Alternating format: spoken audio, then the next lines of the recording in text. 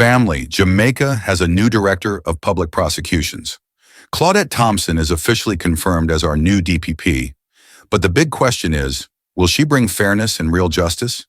Because after 17 long years under Paula Llewellyn, many Jamaicans believe the scales of justice were tilted, especially in favor of Andrew Holness and the JLP.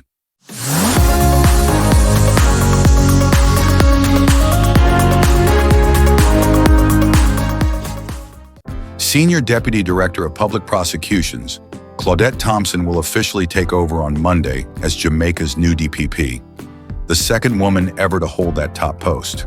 She replaces Paula Llewellyn KC, who retired last month after a record-breaking 17-year run. But let's be honest, that run was not without controversy. Many critics accused Llewellyn of favoritism toward the Jamaica Labour Party, shielding key allies from full accountability while being quick to act in cases that embarrass the opposition. We've seen major corruption scandals, questions around campaign spending, contracts, sweetheart deals, and yet not one powerful figure has been brought to book. That is why the public is watching Claudette Thompson closely.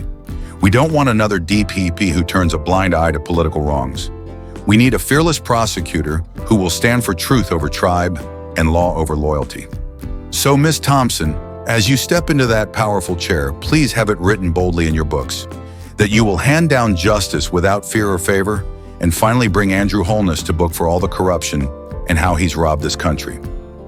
Let's see if this new DPP will truly be the people's prosecutor, not another political protector. Drop your thoughts in the comments, family.